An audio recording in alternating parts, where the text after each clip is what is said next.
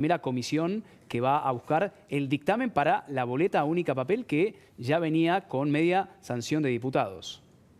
Sí, seguramente será la primera ley aprobada durante el mandato de Javier Milei. Te diría que tiene garantizados por lo menos 35, 36 votos este proyecto de boleta única y los dos, necesita 37 para ser aprobado, le falta uno o dos votos.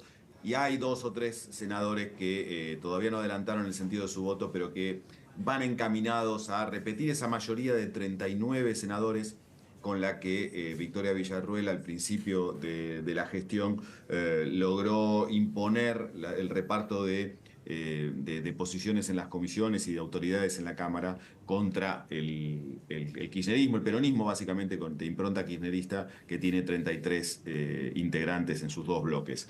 Así que es muy probable que tengamos, no sé si la semana que viene, yo no creo que hoy puedan sacar un dictamen, o por lo menos había algunos senadores de los que estarían para apoyar la ley que se resisten a sacar hoy mismo el dictamen, dicen que hay que debatirlo un poco más, pero seguramente antes de finales de enero esta va a ser la primera ley sancionada durante el gobierno de Javier Milei. Después tenés todo el otro enorme capítulo que tiene que ver con la ley ómnibus, que sí viene muchísimo más complicado y mucho más ahora que también se trabó en la justicia el DNU de desregulación. Justamente te iba a preguntar sobre esta definición de la justicia, ¿no? Esta tarde que fue determinante, ¿no? En base a el pedido de la CGT, la medida cautelar de la CGT. Primera victoria de la CGT con ratificación, lo escuchábamos con Lourdes, de Héctor Daer, para el paro del próximo 24 de enero. Esto va a seguir, ¿no? Y falta todavía la réplica del gobierno, quizás a través de una apelación. Sí.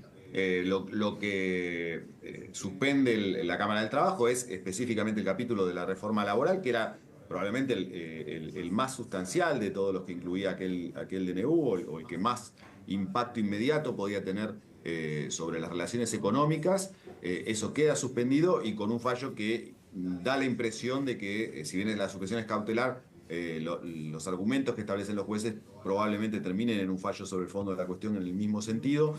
Y te diría que empieza a verse el pantano en el que se mete el gobierno de Milei cuando decide esta estrategia de todo o nada, ¿no? Decreto cerrado con infinidad de capítulos para que las cámaras lo validen por sí o por no, sin posibilidad de abrirlo, y un megaproyecto de ley también que establece emergencia en 11 materias y plantea todo tipo de cambios entre urgentes y no tan urgentes, y pretende que todo el Congreso lo apruebe a cambio de si no, bueno, como dijo Milei en su discurso de fin de año, si no ser responsables de una tragedia de dimensiones bíblicas, como él mencionó. Es una estrategia muy complicada cuando no tiene mayorías y empiezan a aparecerle estas trabas. Ahora sale por la justicia esta parte del DNU, veremos cómo hace para destrabar el tratamiento de la ley, pero sobre todo las partes del proyecto de ley que son vitales para la gestión económica del gobierno y para el plan del ministro Luis Caputo, sobre todo la cuestión fiscal, ¿no? Por ejemplo, la suba de las retenciones.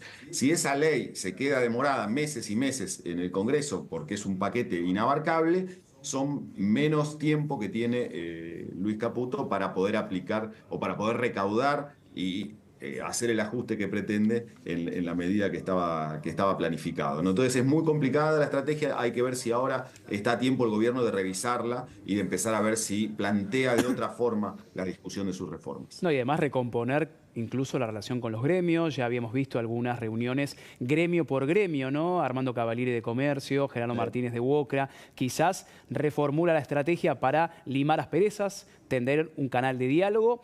Ya la ratificación del paro está, ¿no? Para el próximo 24 de enero. Falta todavía, en Argentina cada día cuenta y mucho. Y te quería preguntar, Martín, sobre las figuras. Las mencionabas recién al pasar, ¿no? Victoria Villarruel y Martín Menem. Dos figuras fuertes del gobierno, pero que tienen por haber resultados disímiles, ¿no? Una Victoria Villarruel más empoderada, quizás cumpliendo los objetivos con la composición de las autoridades al comienzo, ¿no? Frente a lo que significaba el nuevo Senado. Y un Martín Menem con falta de experiencia, que le está costando incluso la conformación de las comisiones.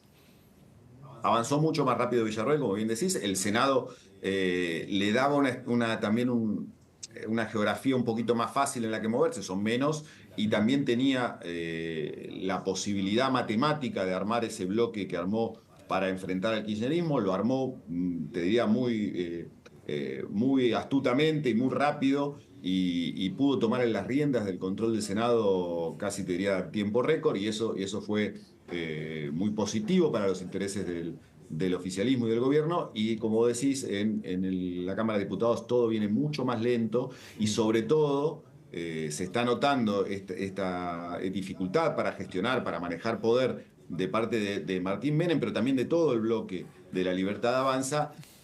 Se nota mucho más porque en la Cámara de Diputados es donde va a estar el debate que realmente importa, ¿no? O sea, la reforma electoral con la boleta única es importante, pero hoy en las urgencias argentinas es la prioridad número 50 probablemente.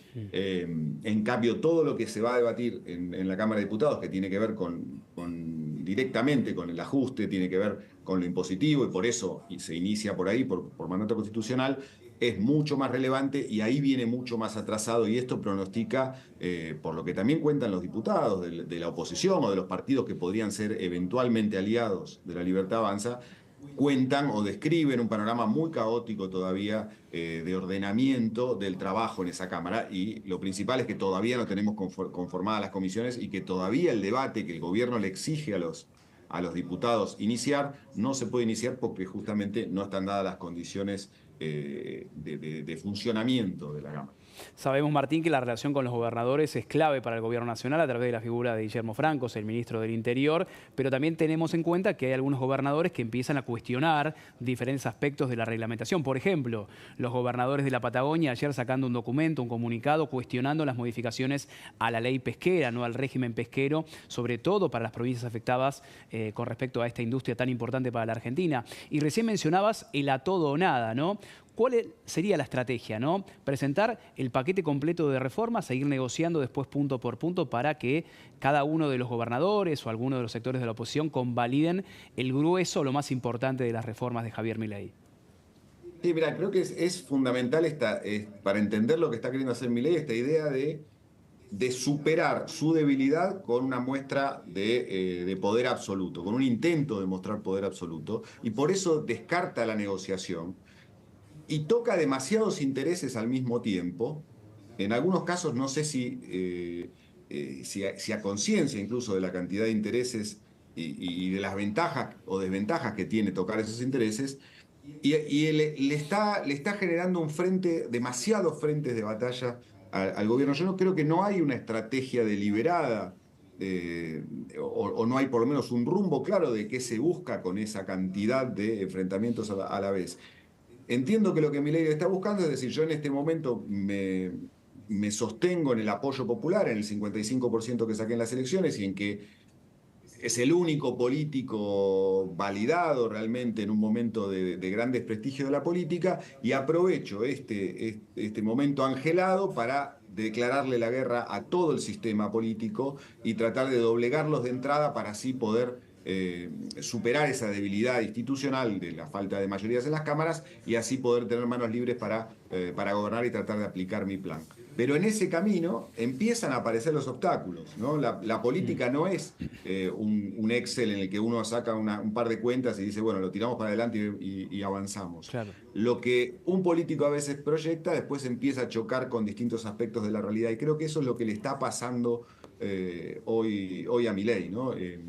Empieza a chocar con los gobernadores, vos mencionabas los de los gobernadores del sur, pero también con los gobernadores de las provincias agropecuarias, están muy preocupados por los efectos de la suba de retenciones, los del norte por temas de minería, en fin, tenés prácticamente a todos los gobernadores con algún reclamo o con alguna preocupación fuerte, además del desfinanciamiento propio que tienen las provincias a partir del plan No hay plata. No hay una negociación clara con casi ninguno de los bloques legislativos que no sean el propio, e incluso el propio no está lo suficientemente atendido y cohesionado. Entonces hay un problema ahí de orden político muy fuerte, y los negociadores, en especial Guillermo Franco, el negociador con la política, a menudo son también de alguna forma desmentidos por otra parte del gobierno, ¿no? Se los lleva va a una negociación en la que después otro sector del gobierno toma decisiones en contra de lo que él negoció. Es muy complicado el escenario.